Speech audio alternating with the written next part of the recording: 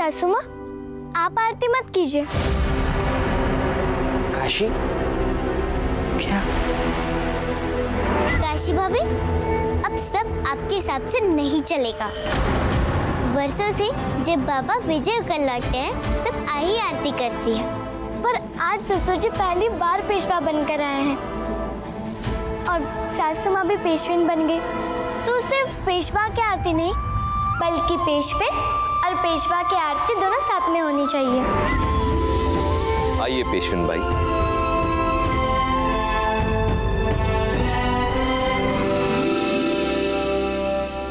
अनु भाई, आप इस घर की बेटी हैं, तो आप इस आरती की थाली को संभालिए, फिर हम आपके साथ पेशवे और पेशवे का स्वागत करेंगे।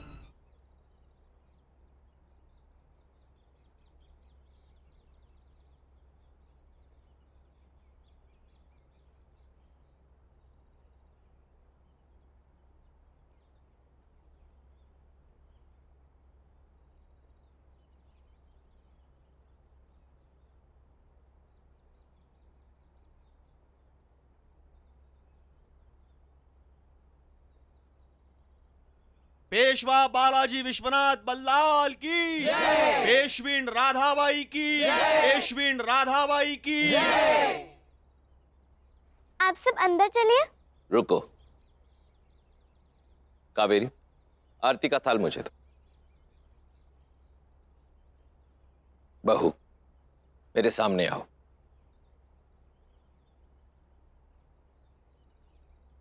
जब से काशी भाई इस घर में बहू बनकर आई है, तब से इस घर की प्रतिष्ठा और हैसियत में वृद्धि ही हुई है।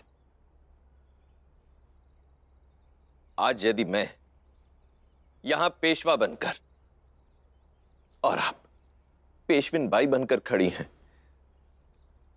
तो इसके पीछे हमारी बहू काशीबाई की सूझबूझ का ही हाथ है।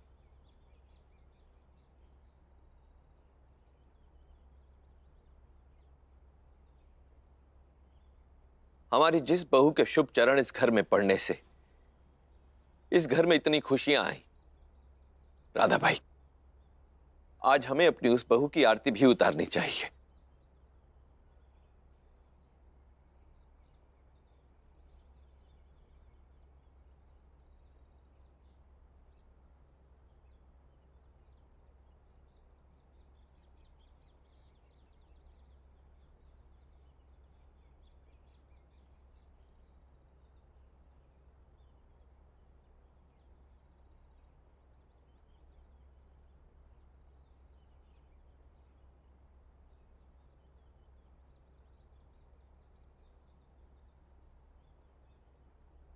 बाबा के पेशवा बनने की खुशी में कल उत्सव का आयोजन किया जाएगा और आप सब लोग निमंत्रित हो।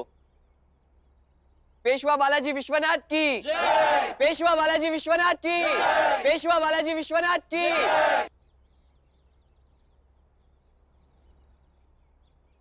हार गई मैं,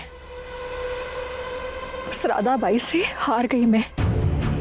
बालाजी विश्वनाथ के पेशवा बनते ही उस राधाबाई की हैसियत और भी बढ़ गई और मेरी तो लाडू ने भी क्षमा ना करके छोटी आई का पद भी मुझसे छीन लिया। ऐसे जीकर क्या करूंगी मैं? खत्म कर लूंगी अपने आप को, फिर वो राधाबाई चाहे कितनी भी बड़ी बन जाए, मैं तो देखने के लिए नहीं रहूंगी ना।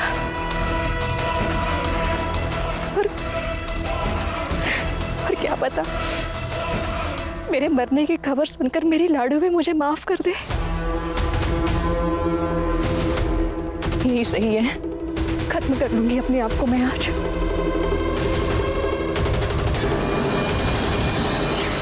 भाई साहब, छोड़ो मुझे। आप ये क्या करने जा रही है? भाई साहब, हमारी हैसियत तो एक दासी की है, किंतु जितना हम लाडू बाई को जानते हैं, अगर उन्हें ये सब पता चला तो वो आपको कभी क्षमा नहीं करेंगी, बल्कि उनकी नज़रों में आप और गुनहगार साबित हो जाओगी। अभी सिर्फ वो आपसे नाराज़ हैं। आप खुद ही सोचो, जब उन्हें पता चलेगा कि उनकी छोटी आई अपनी जान देने जा रही थी, तो वो आपसे नफरत करने लगेंगी। तो फिर क्या करूं मैं? मेरे पास कोई रास्ता नहीं है इसके सिवा। तो रास्ता ढूंढिए भाई साहब, वो रास्ता जो मौत की तरफ नहीं जिंदगी की तरफ लेके जाए, वो रास्ता जो आपको जीत की तरफ लेके जाए। समस्या का समाधान आपको खुद निकालना पड़ेगा भाई साहब।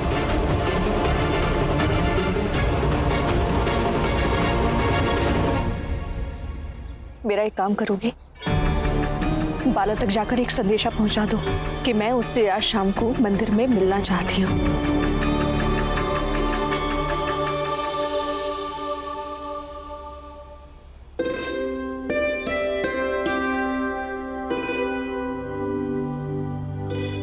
सुनो, आज तक मैं तुम्हें गुड्डा गुड्डा कहकर बुलाती थी, लेकिन आज से हम तुम्हारा नाम रखते हैं बाजीराव बल्लाळ। क्या हुआ, ऐसे घूर क्या रहे हो? देखो, हम तुम्हें हमारा दूल्हा समझते हैं और हमारा दूल्हा तो बाजीराव बल्लाळ है, तो तुम वही हुए ना बुद्धू। तुम शांत रहने वाले और वो बोलने लड़ने झगड़ने वाले। और हम बाजीराव बल्लाळ के दोनों रूप से बहुत प्यार करते हैं।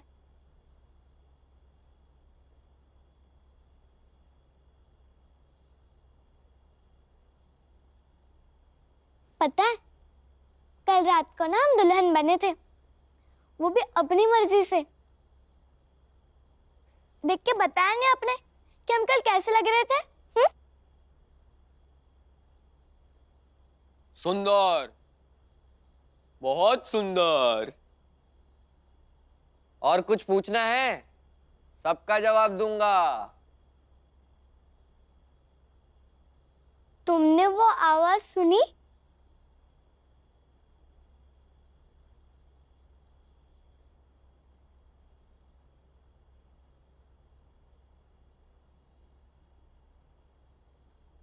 ये तो शांत रहने वाले बाजीराव का रूप है ना।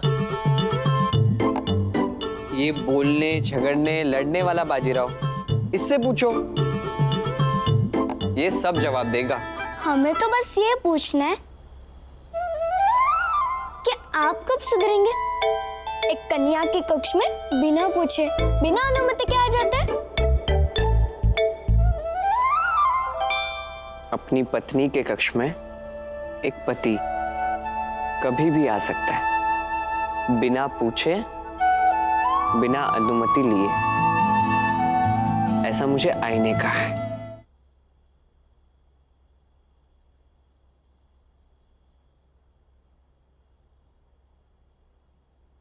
समझी? बोलो।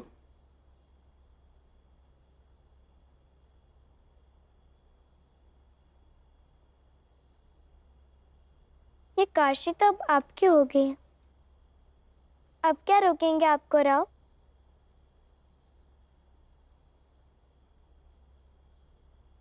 सत्य बताऊं, तुम्हारी बहू के छत्रपति शाहू महाराज के इस राज्य में जो चर्चे हो रहे हैं उसका तो क्या ही कहना।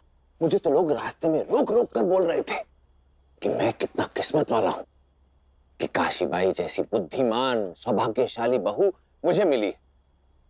कह रहे थे कि इतनी जटिल समस्या का हल उसने इतनी सरलता से ढूंढ लिया, बच्चों के खेल में ढूंढ निकाला। और सच बताऊं तो मुझे बहुत अच्छा लगा कि बाजीराव और काशीबाई ने अपनी मर्जी से दोबारा विवाह कर लिया।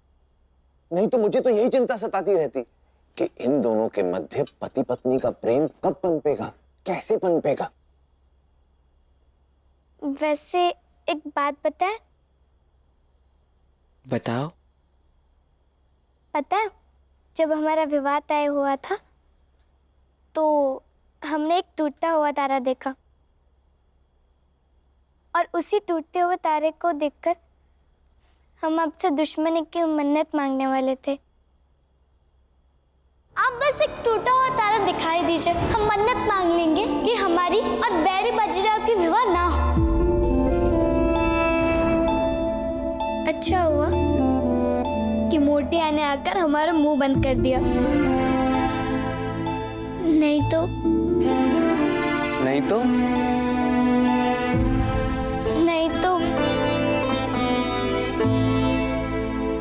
नहीं तो क्या काशी?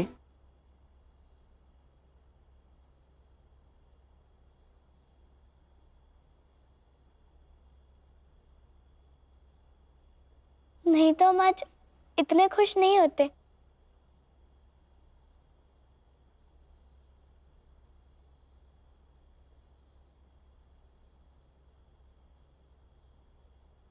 दोनों बच्चे हैं अभी, उनके पति पत्नी के प्रेम को बढ़ावा देने की आवश्यकता नहीं है। अरे उसे छोड़ो, ये सोचो कि यदि ये छोटी बच्ची अपनी सूझबूझ ना लगाती तो तुम पेशविन बाई और मैं पेशवा बनाना बैठा होता। अब तो तुम्हारे खूब ठाठ होंगे, जहां जाओगे लोग दूर दूर से कहा करेंगे, वो देखो पेशविन बाई की पालकी आ रही है। अरे हाँ, मैं तो बताना ही भूल गया, तुम्हारा तो अपना एक विभाग होगा जिसमें तुम युद्ध में मारे गए सैनिकों की विधवाओं के कल्याण के लिए कार्य करोगी।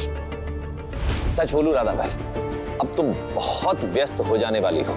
अब सासवड़ वाड़े की जिम्मेदारियां तुमसे नहीं संभलने वाली।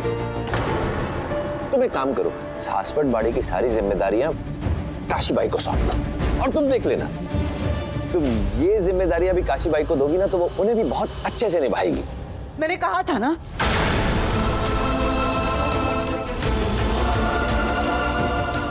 कावेरी, क्या कहा था? सासवड़ के हर मंदिर में प्रसाद चढ़ाना, कहा था ना? और तुम यहाँ घूम रही हो? जी मालकिन, वो उसी की व्यवस्था में। व्यवस्था ही करोगी या काम भी करोगी? जो कहा है वो करो। चलो मैं चलती हूँ, देखती हूँ क्या। तुम यहीं रुको कावेरी, तुम जा। जी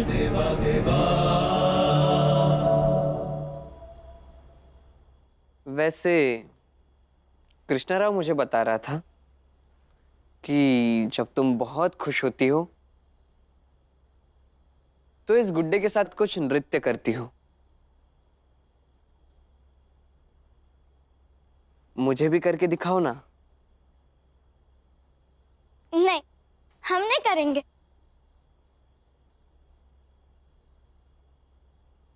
दिखाओ ना करके। अब मुझसे क्या शर्माना।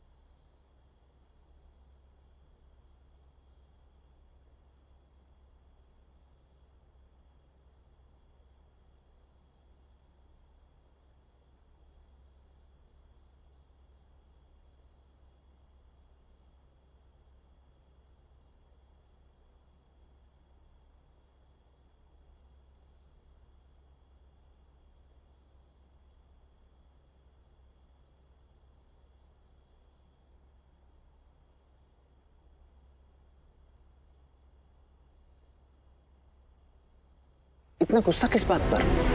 मैं अब पेशवेंट बाई बन गई हूँ, तो अब सब कुछ पहले से ज्यादा अच्छा और ज्यादा अनुशासित तरीके से होना चाहिए। तुम क्रोध मत करो, सब कुछ अनुशासन में ही हो रहा है। सुनिए, कुछ दिनों के लिए काशी को चास कमान भेज देते हैं। क्यों?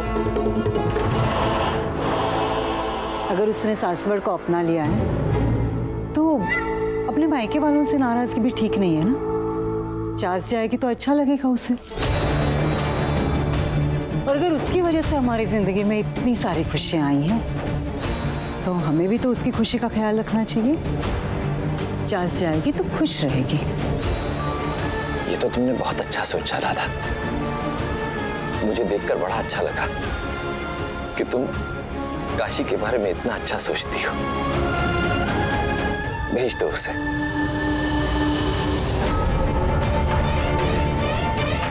दोबारा विवाह किया है ना, तो उसकी यही सजा है। एक रहेगा चास में और एक सासवड़ में।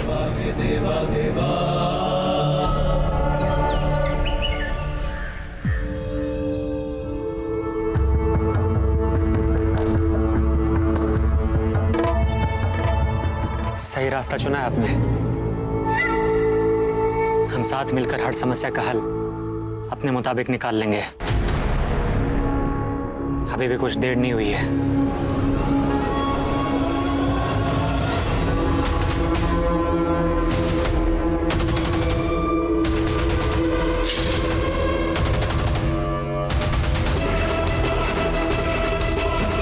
ये आपने सही नहीं किया छोटी आई। मैंने आप पे विश्वास किया था। विश्वास तो मैंने भी तुम पर किया था बाला, जिसका फल आज तक भुगत रही हूँ। तुम्हारा साथ देकर मैंने बहुत बड़ा पाप किया था और आज तुम्हें पकड़वा कर उस पाप का थोड़ा सा प्रायश्चित कर पाऊंगी। हीरा जी,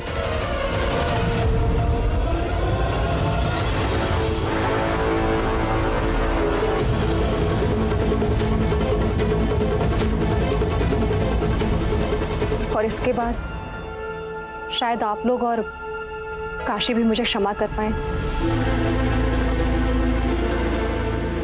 हम भी यही चाहते हैं शोभा।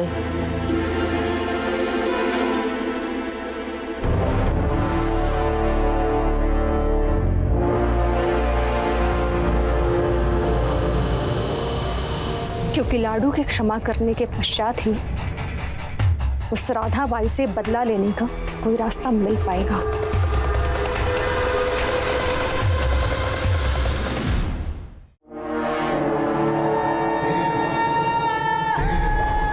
इतने वर्षों में जो काम बालाजी राव की मेहनत और आपकी पूजा अर्चना नहीं कर पाई, वो काशीबाई की किस्मत ने कर दिया है। जय जयकार सिर्फ बालाजी की नहीं, काशीबाई की भी होनी चाहिए। पेशविन बाई बनकर खड़ी हैं, तो इसके पीछे हमारी बहू काशीबाई की सूझबूझ का ही हाथ है। इनको पेशवा बनाने में इतने वर्ष संघर्ष मैंने किया और सारा श्रेय काशी को मिल रहा है।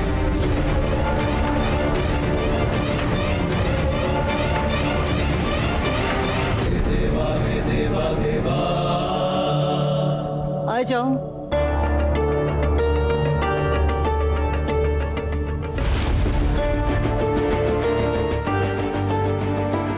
सासू माँ, कल रात जब हमने राव से विवाह कर लिया तो हमने उनको पति के रूप में स्वीकार कर लिया। तो मन किया कि आपको भी फिर से सासू माँ के रूप में स्वीकार कर ले। आपसे निवेदन है, आप हमें आज्ञा दीजिए कि हम आपको आए कहें, सासू माँ नहीं।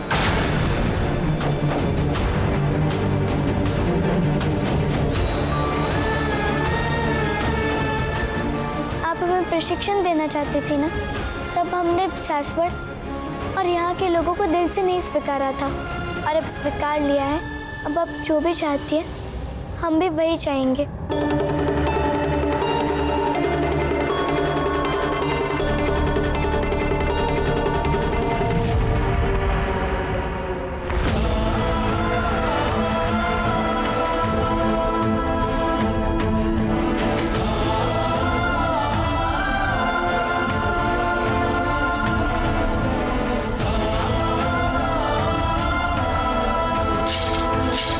चार्ज जाओगी?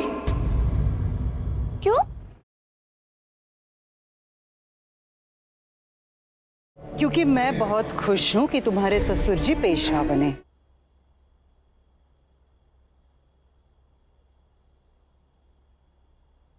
और मैं चाहती हूं कि तुम्हारे आई बाबा, तुम्हारा पूरा चास हमारे साथ खुश हो जाए। पर सासू माँ, हमने तो सासवड़ में पूरी खुशियां ढूंढ ली है, और बैरी बाजी है, आप सब है। अब यही तो हमारी दुनिया है, इसीलिए तो ये तलवार लेकर आए। आपकी हर वो चीज जो आपके प्रिय है, अब वो हमारी खुशी बन जाए।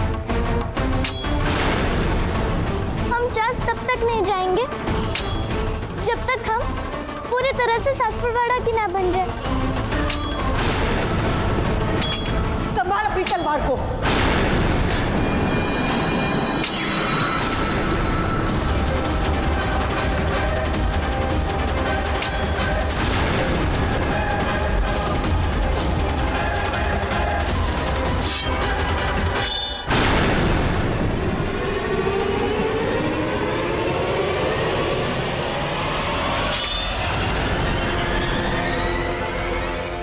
जीजा जी, जीजा जी, जीजा जी, क्या हुआ कृष्ण राव? लाडू और राधा काकी आपस में तलवारबाजी कर रहे।